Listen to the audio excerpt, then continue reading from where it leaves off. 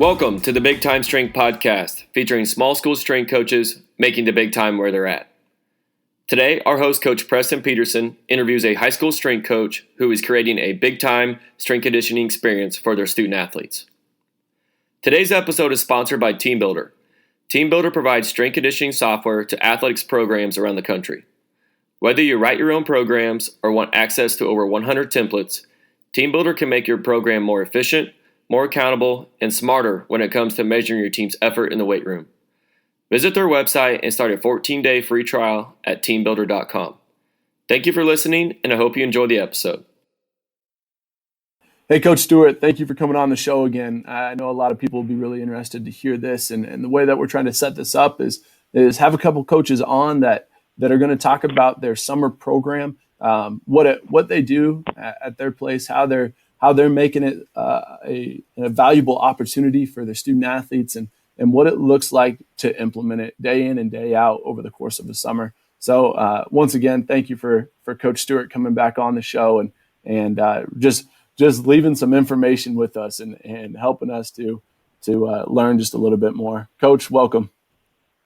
Oh yeah, I appreciate it. Thanks for having me back. I didn't know I'd get a call back to do this again. So when you called me or texted me the other day, I thought, of course I'll do it. So I really appreciate what you're doing and happy to contribute any way I can. So thank you.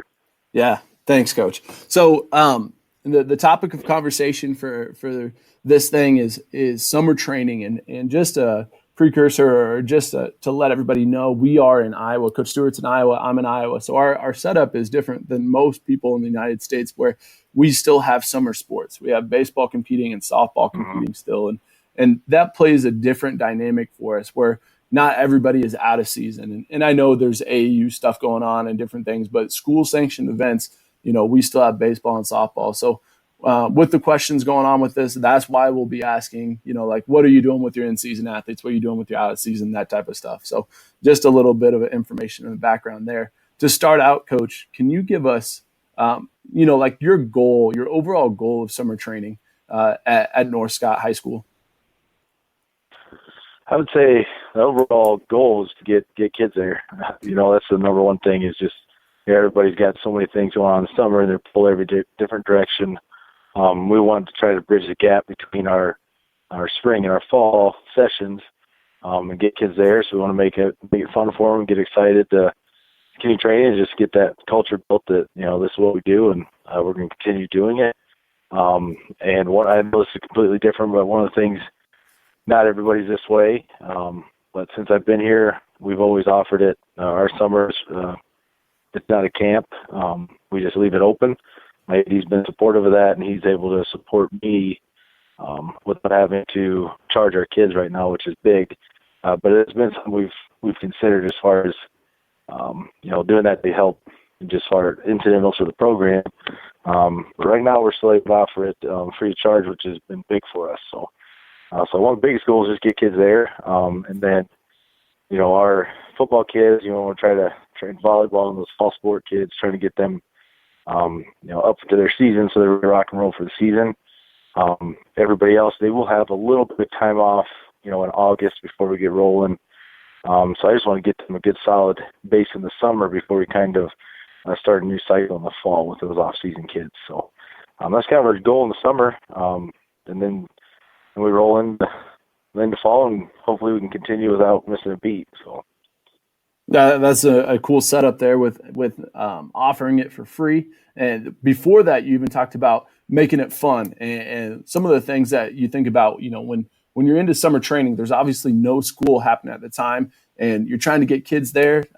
You have to get them out of bed. You got to do things to make it a culture that's worth coming to. And what I want to know is truly, how do you make that culture the way it is, even during the summer, and maybe some of the things that you do that's fun, gets the kids rolling in through your doors?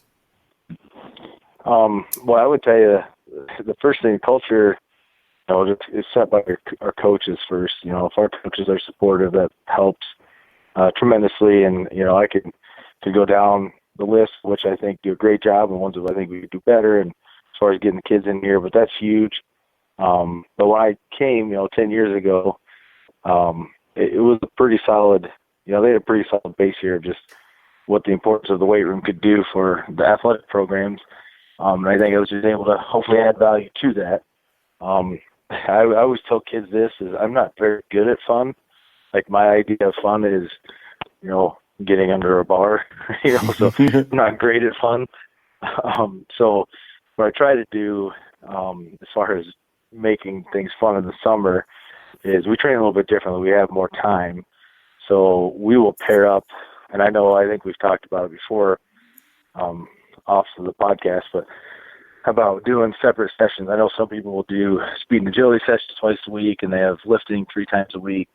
Well, we've kept everything where we train 3 days a week, and we'll go for about an hour and 45 minutes, but we include all of our speed training before we lift, and we just keep it in the same session. So we don't have kids there every day, which, I think could be done different ways, and it could be good, bad, and different, but it's worked for us. And then I'm not asking kids to be there every day. And the other thing about that is most of them already are, because our sports teams are very, very active in the summer. So we just try to get them trained 3 days a week, and it's kind of like some of the other podcasts we've had on, but those relationships you build and positive with kids, that's what makes it fun. Like if you're a fun coach, you're a coach that is fun to be around, kids want to be there.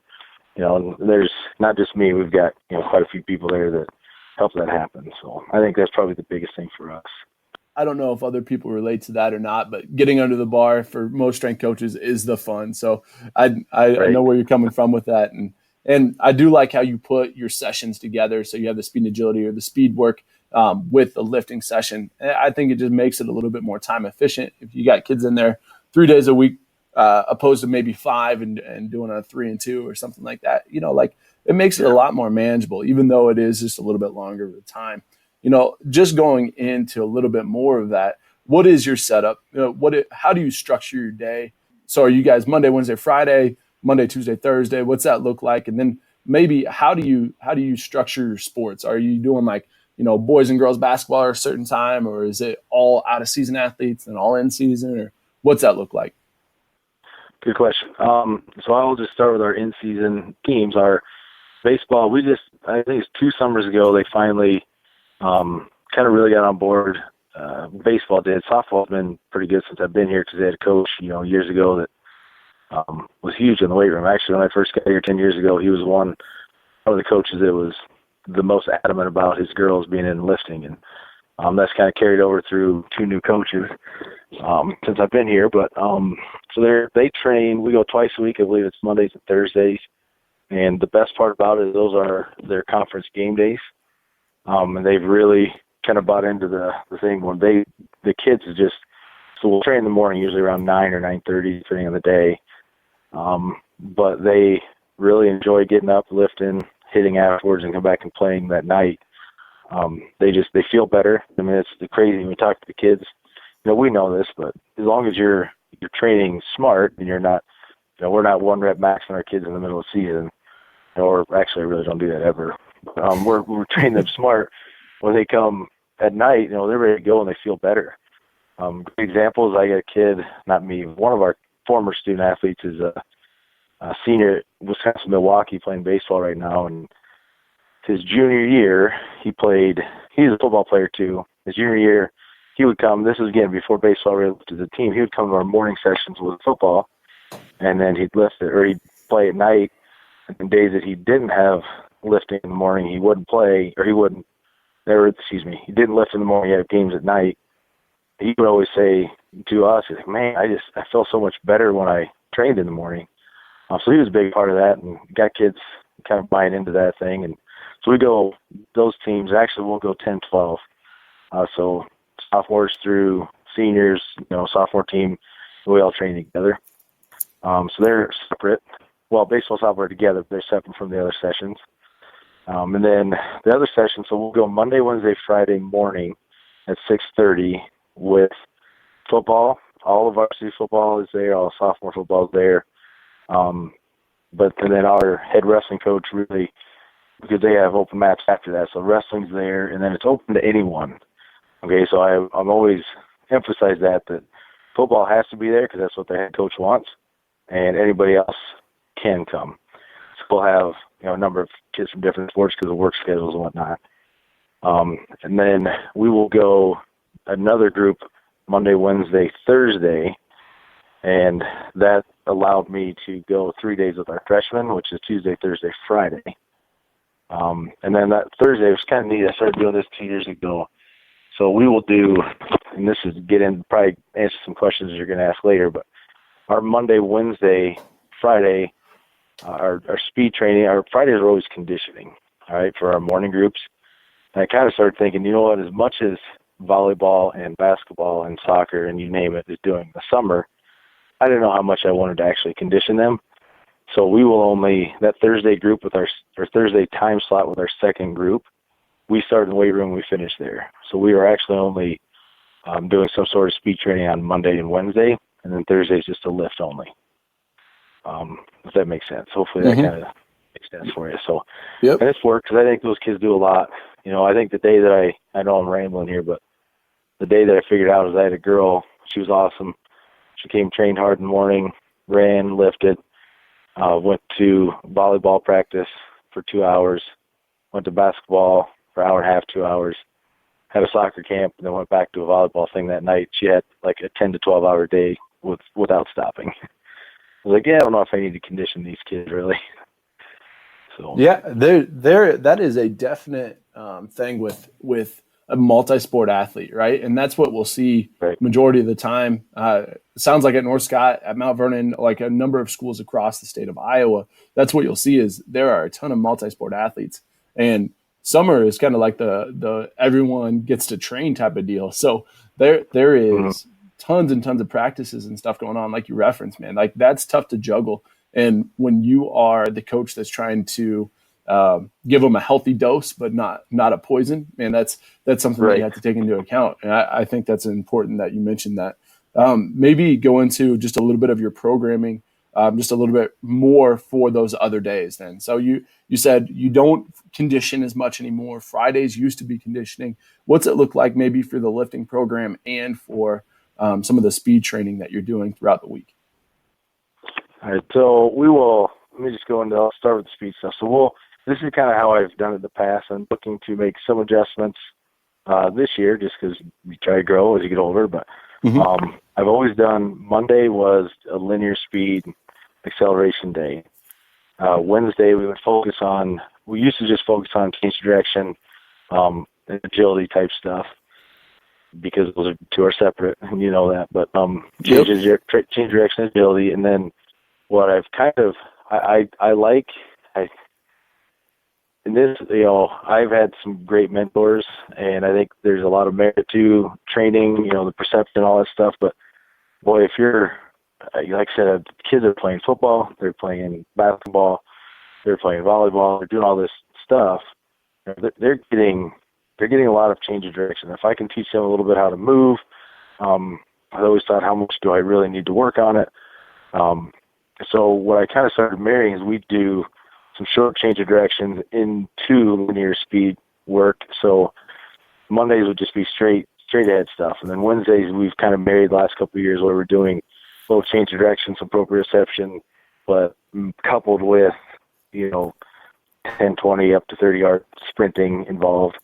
And then Fridays would be our conditioning. And that was kind of our mental tough day. Let's get out there. We're going to do, that'd be a little bit of everything. What I'm kind of looking to, implement a little bit more is on Fridays do more of a top end speed type work. Yep. Where really it is conditioning without, in a different way. I'll put it that way. Sure, you're running longer runs. I kind of started doing that a little bit last year, where we would do, different types of angled running and whatnot, but our volume wasn't tremendously high, but our distances were longer.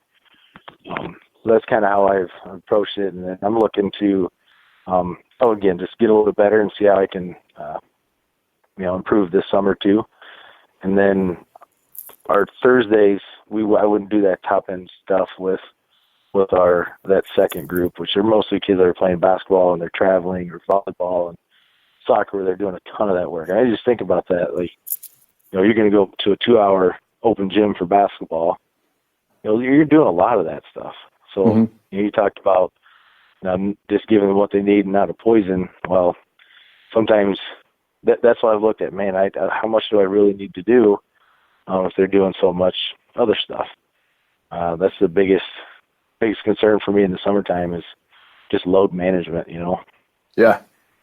Yeah, you bring up an interesting point as far as the change of direction into linear speed and then like the agility type of things where, like strength coaches right now, and this is just a thought that popped in my head. Strength coaches right now are thinking a lot about, okay, change of direction, cone drills probably aren't as sport specific, but I do believe that there's a huge amount of carryover to just being efficient movers. So like, I think there's a time and a place for it. And then agility, like agility, the perception and all that type of stuff is a crazy large part of sport, but it's also really, really sport specific. I mean, basketball is a lot different than soccer and baseball and football. And, like each one of them has its own perception and what it looks like. So, like you just saying, how much of it do we need to do when they're doing volleyball and basketball and all these sessions afterwards, where they're probably getting a ton of that type of work. What is the right amount for us during the summer? So that's an interesting thought. And like as far as a high performance model, I think it has to be a part of it, but maybe, like I need to look into how much and what is that dosage. Well, I think that's the magic bullet there is just figuring out, how can we add to what these kids are already doing, without, like you said, without overdoing it. And that's tough. I wish everybody had an Omega Wave and we could test everybody and figure out their systems and all that. But reality is, we just got numbered out with our classes. But man, this summer we'll have 300 to 400, 10 through 12th graders easily in the weight room. And that's without freshmen, without eighth graders coming in. So, we have a lot of kids, so I can't, your monitoring has to be questions, asking the kids how they're doing and telling them to auto-regulate a little bit and communicating. Yep. It's just, if anybody tells you they're trying to monitor 400 kids, I don't know how it's hard enough to do a few, let alone that many. Right. Yeah. And teaching kids to self-monitor is a huge skill too. We talk about that within physical education and health all the time. Can we self-assess? Can we self-monitor? And can we set new goals after we've reached some of those things? So I think that's an interesting point there too. Just like when you do have that number of athletes. So are you still doing assessments and self-assessing and all that type of stuff during the summer? So are you having them fill out like surveys? I know, do you still use like TeamBuildr to do some of that just to get some of that general information? Yeah, we do. And the thing that I've been doing mostly with that, with the questionnaires that we use, is just trying to get a snapshot of. And usually, if I see something, it's maybe low for a day. The hard part is I wish I could get our kids to do it. I think we talked about this last time. But do it ahead of time. Yeah, that's hard. That's hard for them to remember to get up on their phone. If they don't have it downloaded the app on their phone, they don't have the notifications set and all that stuff. It's just. But if they do it when they're there, then I can get a snapshot and look back at the week and then say, okay, maybe I need to have this conversation with these certain kids, And so we'll still do that this summer. Hopefully, it's been good. It's allowed me to have some intentional conversations that I wouldn't have had prior to, And shoot, I don't know, you work at high school too. There's a few times where I went up to a student and said, hey, I saw this going on. And one time it was just, that was not a big deal. And then I've had other times where, boom, all of a sudden the waterworks start coming and we're sitting in the office on the couch having a conversation about life because of what they're going through, and you don't always get that if you can easily overlook that stuff if you don't intentionally look for it. Right. So yeah, we'll still do that in the summer. So I think that's a huge part of coaching, right? And that's building the trust. Like we have to have the skill of being able to have the technical side of our strength and conditioning, the X's and O's and everything. But, as far as the skill of just building trust and all that, that's where that culture, where you said the coaches set the culture, but at the same time, it's the day in and day out of having that trust from the sport coaches and you, and just so that you can have those conversations and people can fill out those surveys truthfully, like to get something Right. truly out of it, it has to be actual data that matters, and I think that's a good route that you're going down, something that I'm still trying to implement. We just started with one of my classes right now, doing a test run and doing like actual research data points off of it. And we'll see how it goes. I've heard you talk about it a lot and other coaches, and it's something I don't think I can ignore. So I'm excited to see that. That's good. I mean, it's difficult. Like I said, it's difficult with so many kids to, like, I'm not checking every kid every day, but the nice thing about TeamBuildr is when they color code things, I can hop on and I can just get a quick snapshot of who's red and yellow, and then make a mental note or write it down. And then, 2-3 days in a row, I've had red and yellow for this kid. Then you can go from there. But for the most part, our kids they're honest about it, and they're I don't have to have a whole lot of conversations, but it's nice. Like I said, if you can catch one or two things, and then it's worth it. So. Yeah, I would probably stress that technology might be the best way to do it. Like for a couple of years, I've been tracking it on the back of their workout sheets, their workout cards. And it's nice because I can have conversations. I'll pick up their sheet, see if they're filling things out, and then flip it over and see how they're doing for conversation starters. But at the same time, to be able to take a large amount of data, unless you're going to do all that data entry, it's only for conversation starters at that point, instead of like looking over long term of athletes. Yeah. So sorry, I got off topic just a little bit, but I do think it's an important thing to know and to implement. Jumping back on track here, how do you get, like you mentioned, 300 to 400 athletes, 10th grade through 12th grade are going to be in your classes during the year, which would probably stand to reason that a good chunk of those kids are coming in during the summer. How are you going to get every one of those kids in? Who are the coaches that are coming in to help you out? Do you have some interns or assistants that help you with your stuff during the summer? Yeah, so I'm going to backtrack. In my TeamBuildr data, I have over 800 kids right now coming through our classes, and that's 9 through 12 though. The summer, I expect we should have between 300 and 400 the kids in there just in the summer. So it helps a lot when I have sophomore JV, varsity baseball and softball training at their own session, because that takes a good chunk of the kids with them. So there's a lot of kids there between both teams. That helps. And then we'll have, part of it is, you've seen our facility, we have a pretty big facility, so we can get a lot of kids in there. And then we can kind of stagger groups if we need to. A lot of times I'll run, we have in the morning, I'll say my first group, our football coaches are outstanding. There's a minimum of 2 football coaches there every session, varsity coaches. And for the most part, we'll have between, 3 and 5 really. And then Coach Kelly helps me in the summer with those groups. And then this summer I do have an intern. He's actually a former student who will be finishing up at the University of Iowa. Going to get into sports performance, and he's a great kid. He had a couple opportunities, but it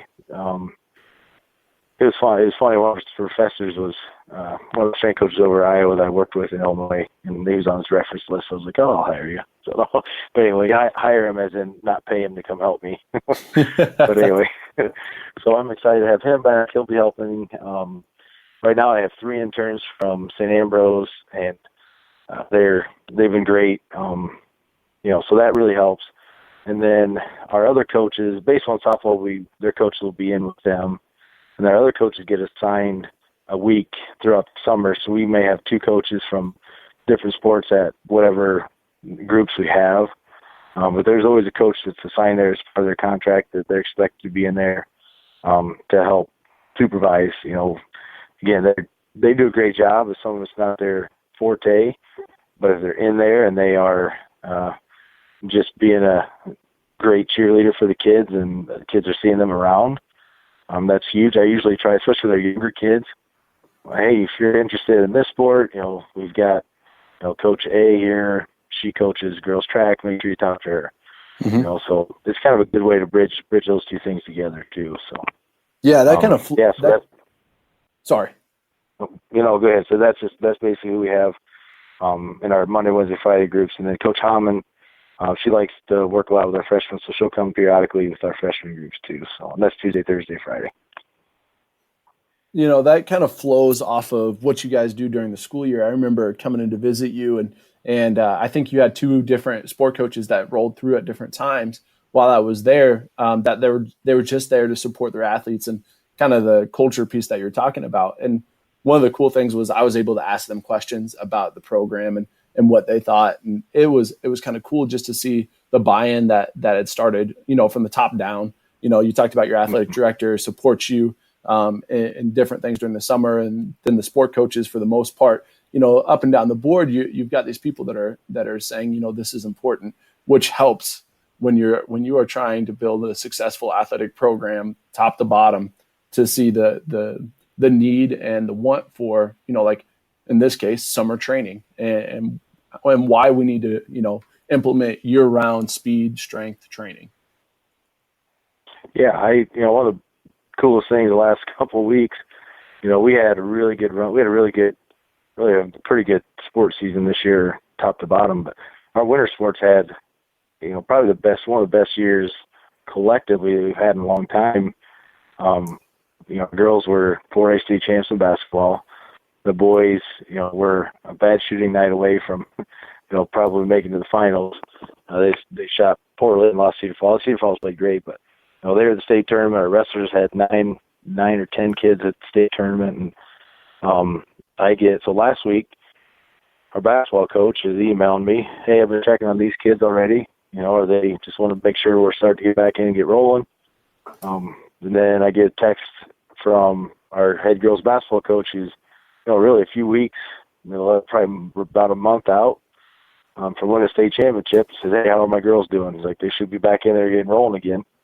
And it's just them communicating with me, and it's huge when you get the coaches' support like that. And because and I used to kind of think things personal. Why don't you want to get in? Why wouldn't you want to be in here? Well, that's hard. Like sometimes we ask our kids to come in the morning, and they got a million things going on, and training isn't easy. And I used to think just I could get anybody to come do it just because as a coach, that's what you want. You can motivate. You want, that's part of it. But man, if you can get it from all sides and just the coaches and placing that importance on it, it's huge. I mean, it makes a huge difference. So I tell you what, you see it. Like you can see it in our kids, and it's not just they're bigger and stronger. It's just everything. Like just everything. Because what I say, how you do anything, how you do everything. Those kids train hard. It's harder to quit. It's just the reality of it. So they invest a lot. Yeah, it's like I kind of ramble. No, you're good, because when you invest in something and when you give so much time to something, and you see the benefits or the results of it, I mean, people are hooked, and that's the way that we want to go continually through the summer too.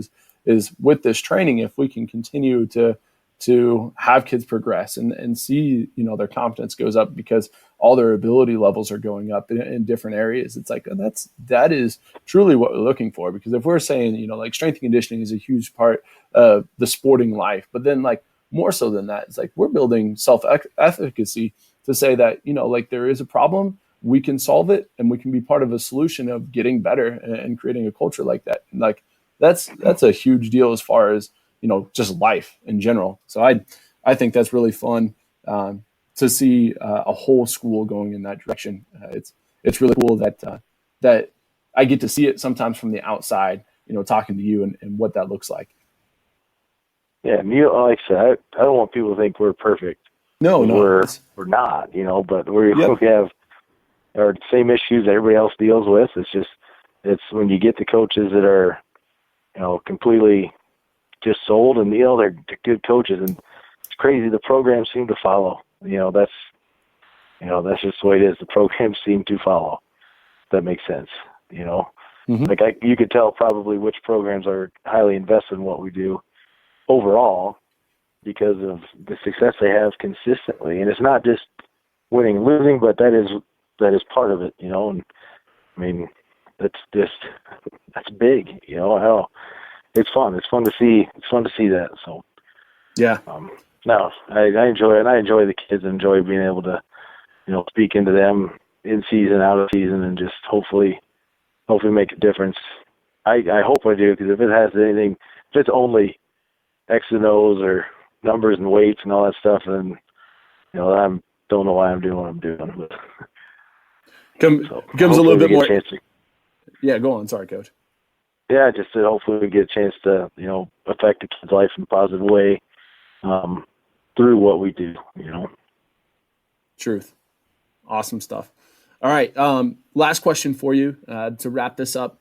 I want to know, like some of the team building strategies that you use. Like you're having different sporting teams come in. You'll have the baseball team comes in specifically. Maybe some of the football guys are coming in all at once, but maybe some people that aren't on the football team are coming in during that time also.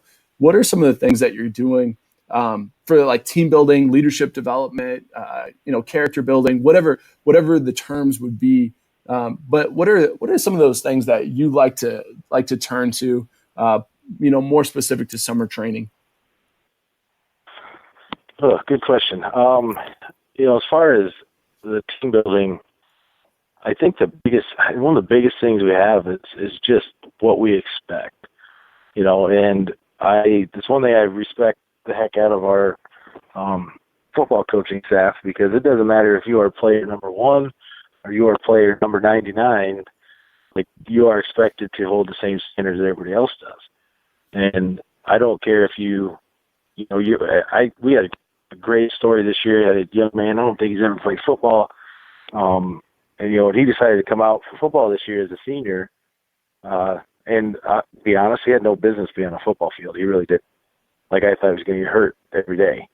But he did absolutely everything that everybody else did. And if he missed a day in the weight room, which was honestly really rare, like somebody would call him. Somebody would say, hey, you need to be here. And he was. And he was at every practice. And then what was neat about that is kids, the kids did it. It wasn't us. It was the kids. When football came around, this kid's probably 4'9", little round kid. They're 4'9", probably weighed about 180 pounds. And if one of our guys would have hit him, like they were afraid they could hurt him, they would play and they would make sure he was involved, but they would also protect him, and it was just kind of neat to see. It started with what we did in the summer. So that's when he decided he was going to play. So I think that was huge, just how you treat kids there, and then just having a standard for everybody. That because you can't treat, player 1 different than player 99. Everybody's got to hold the same standard. So I think that's huge as far as our team building. And then, we group kids, and there'll be times where I'll make sure they're switching up groups, and then just having a plan for your conversation. At the end of the beginning or the end of the training session is a great time to give them little snippets of just wisdom, and talk about different things. And I think those are great times to do it. So that's kind of the biggest thing we do for team building. And I'm going to say another thing. We talked about our basketball team. We do talk about teams when they're in season, but when it's out of season, it's not, I'm on this team, on that side. Like we're Lancers. Like everybody is a Lancer. And we had one of our two seniors, one of our best basketball players and one of our state qualifying wrestlers the last 3 years. Those kids trained together in the summer. Like not just in the same room. They were at the same rack, changing each other's weights, picking each other up, hoping, the wrestler wanted the basketball player to do well and pushing each other. And I love that example because those two sports are notoriously like at each other's throats at that. You know what I mean? Like, oh, basketball sucks because wrestling's better. And that's one of the neatest things we have. Those two kids love each other. It didn't matter why they were on the same. They're still on the pit floor. Whether there's wrestling matter, there's hardwood. It didn't matter. So I think that's huge as far as team building and creating that culture that you want. That's a great example. I think more things we can do, but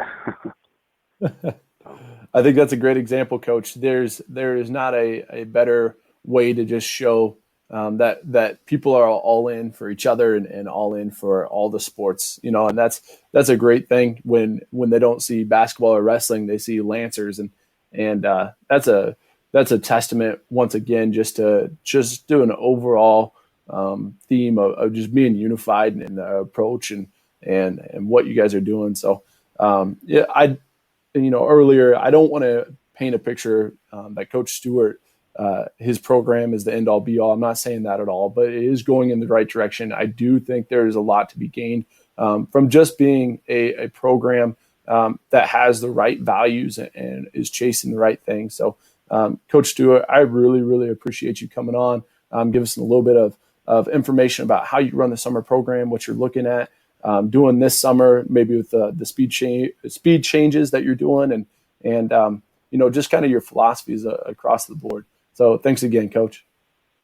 Yeah, appreciate you having me on, and look forward to everything you're doing. And I know you got a little one at home, and your wife's giving you opportunities to do this too. So appreciate you taking time and just trying to educate people in the profession. So thank you for what you're doing. All right, thanks, Coach.